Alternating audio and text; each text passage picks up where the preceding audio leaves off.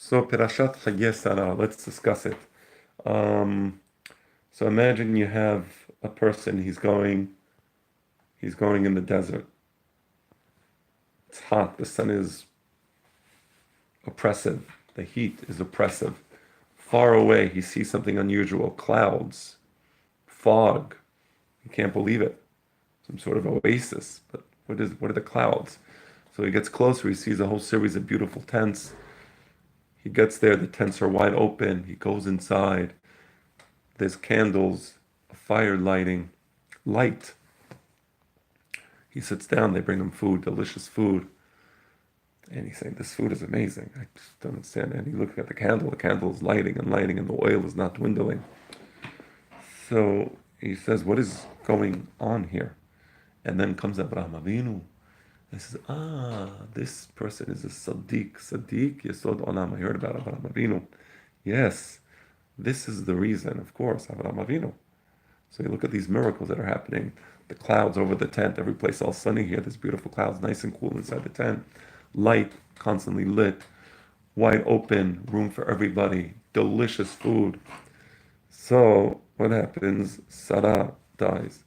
And the Chachamim say that when Sarah died, the light no longer lit, Mahalot no longer had the taste, the Anane Kavod nistaleku. And this is what the Pasuk says, Tov Shem Shemin Tov, Yom HaMavet Miyom Yivaledo.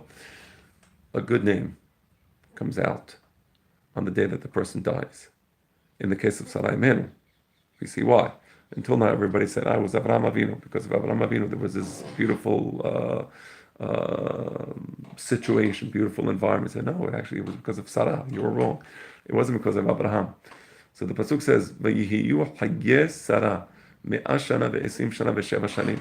And then it says that she was in Hebron when she died. The Pasuk says that "V'tamot Sarah b'kirat arba Hebron." So Abraham Avinu is looking for Sarah, right?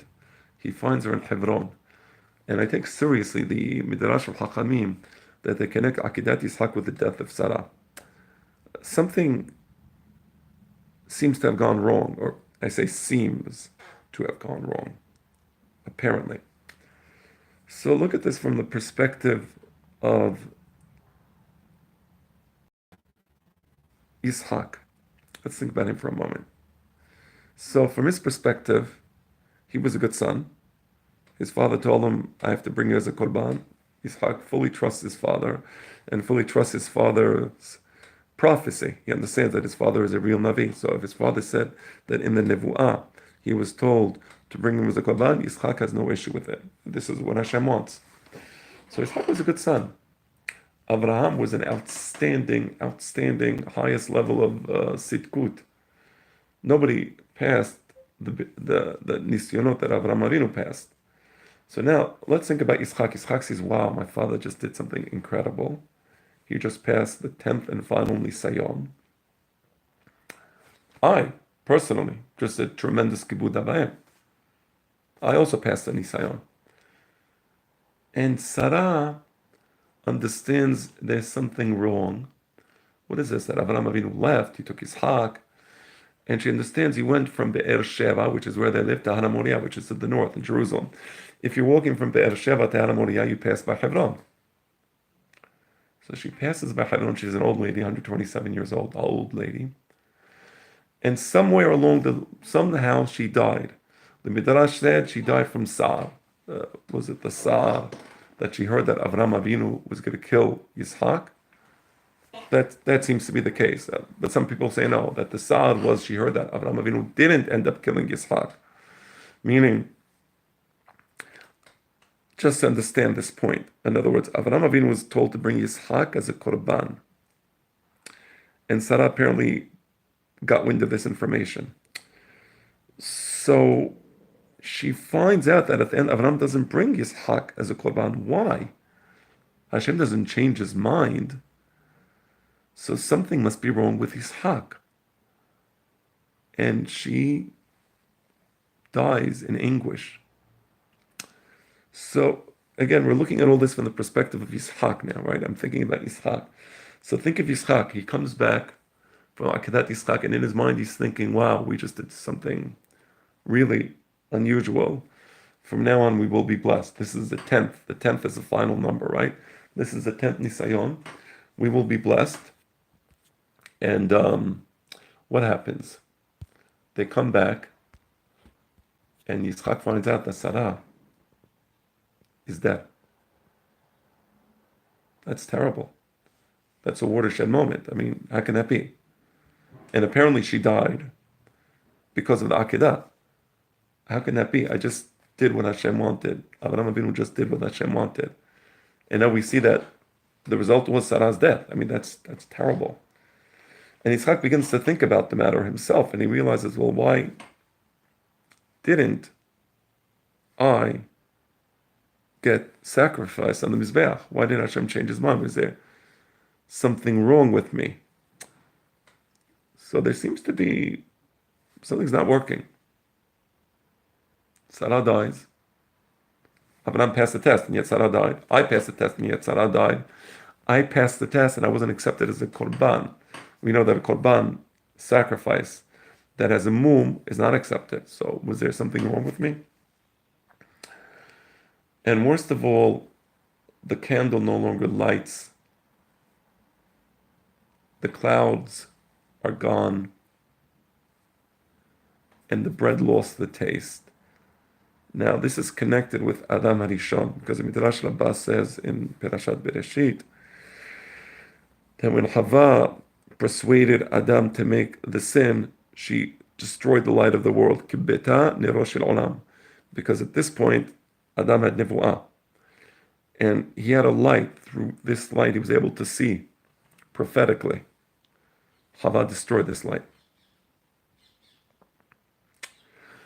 Adam also was in a state of Gan Eden. He was in Gan Eden. And in the state of Gan Eden, there was a special protection over Adam and over Gan Eden, because the world outside Gan Eden was a terrible place. It was filled with the Nahash. The Nahash was in charge of that world. Samech Mem was in charge of that world. So there was an Anan Kavod. There was something over Gan Eden. So inside Gan Eden, it was a beautiful place.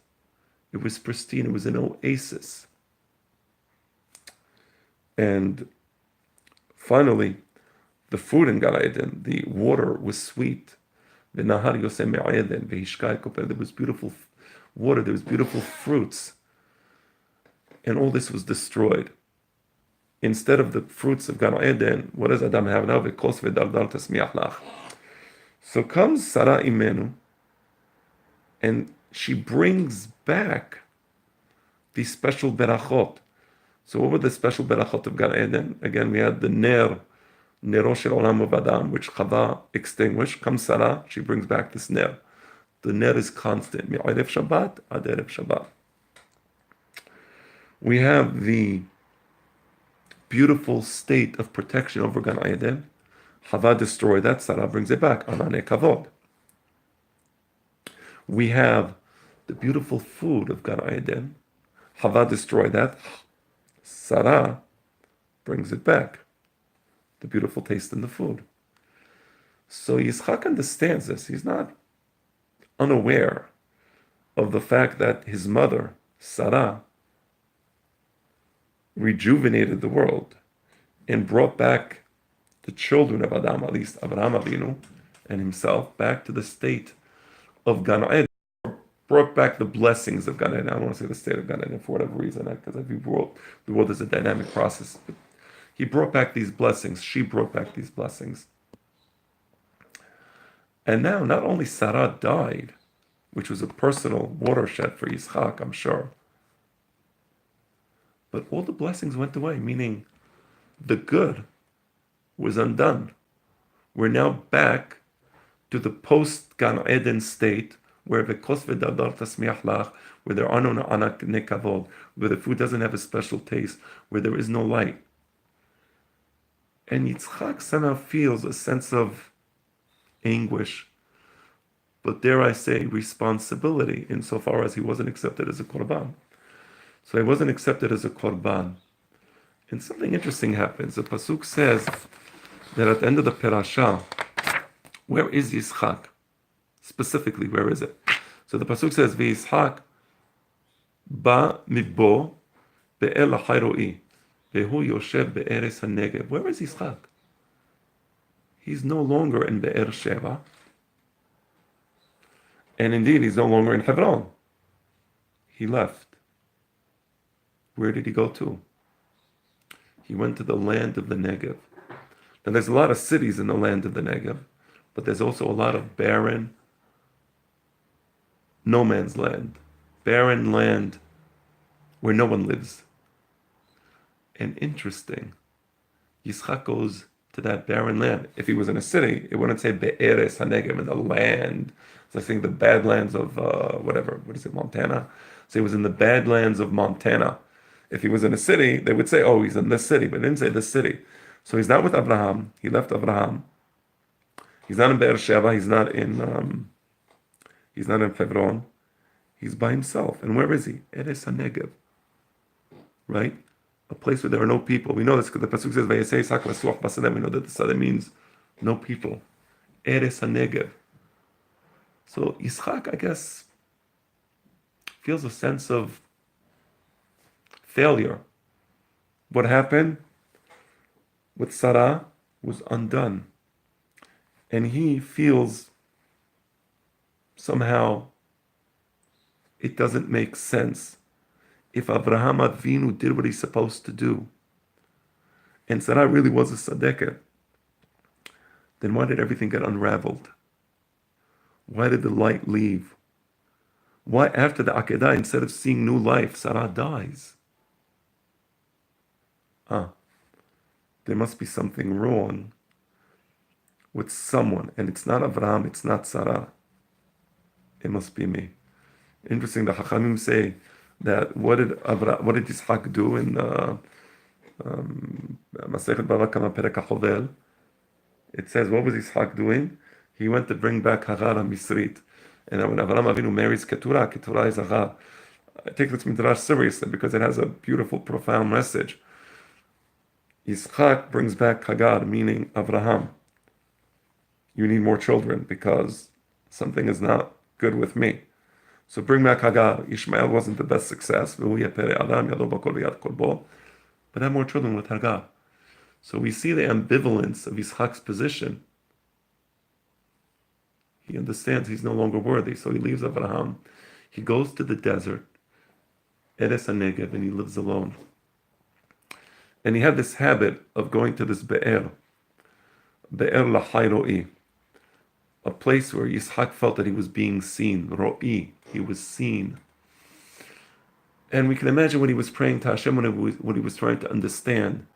And the Targum says, Be'er Lachai Ro'i, the place where there was a malach there. And Yitzhak was getting nevuah. And as on one of these occasions, when he was coming back from the Be'er, going back to wherever it is he lived in Eres HaNegev, probably close to the Be'er, he sees a vision. And what does he see? He sees that's unusual. Because he was in a place where he was alone. And he sees this vision of the Gemalim, the camels coming, the caravan. And as he's looking at the Gemalim, Rivka is looking at him, and they see each other. And the pasuk says, Rivka was beautiful. Rivka was beautiful. So Yitzchak tells Damascus Eliezer, you go out and you get me a beautiful woman. This is the criteria. This is a beautiful woman. I mean, is this what we've come down to? Nothing wrong with beautiful women. No, that's not the point. But in Yitzchak's mind, he's saying, okay, he found the most beautiful woman he can possibly find, and he brought her to me. But what about midot tovot? So this is Rabbi Moshe Al-Sheikh says, Vaysaper ha'ebed le'Yitzchak. He says, no. He tells him the whole story. This woman is not just beautiful. This is from Hashem. And he tells him the story, how I met her by the Be'er, and Gemilut Chasadim, and the sign that Hashem gave to Damascus Eliezer. So Yitzchak is saying, okay, he's not convinced. It says, he brings her into the tent of Sarah. Okay, he brings her into the tent. He's not going to be mean. Damascus Eliezer is there doing the Shilchut of Avraham. Avraham Avinu wants him to marry Rivka. He brings her into the tent. and he ends up loving her. And you know why he loves her? The Hakarim says, Ha ohela Sarah imo. There's something grammatically wrong with Ha ohela. Ha ohela means the ohel, to the ohel. It should have said Ha ohel or la ohel. What does it mean, Ha ohela? The he at the end is redundant. Right? Like Ve'avo elima. Elima means to elim. Right? Divlataima. Divlataima means to divlataim. So Ha ohela is redundant he. Ha means to the oil. Ohela means to the oil. So why the extra he? So the Chachamim say, and I don't know why everybody brings the three things. Everybody brings three things. Actually, Rabbi Moshe Al-Sheikh brings four things, but there's five things. I didn't see this connection anywhere, but the extra hair is for five things, not three things and not four things. This is Midrash Rabbah. It's not a great Hadush, it's Midrash Rabbah, but what are the five things? The nail of Sarah came back, the light, the candle was lit. Anane Kavot came back, number two. Halah had a beautiful taste in the food, had a beautiful taste. Number four, the oil was patuach lirvaha, there was space in the oil, it was spacious, it was comfortable, the doors were wide open, that's number four. And number five, the halah was pure, because a woman can be tumat nida, but when Sarah made the halah, she was always pure, and the halah was always pure. These five things came back. The hair is for these five things. So now we understand why Rivka was so happy and why he loved Rivka. When he saw that Rivka brought back these five things, he understood that it was his mission, together with Rivka, to continue what Sarah started. Yes, Sarah brought back certain beautiful things to the world that were lost when Hava did what she did and Adam did what he did. Sarah brought these back. And now Yitzhak understands that with the death of Sarah wasn't because there was a failure, but rather he understood that it was now up to him to continue by marrying Rivka. And now he comes back to the fold of Abraham Avinu, and he married Rivka, and now he loves her because he realizes this Rivka is actually the continuation of Sarah Imenu.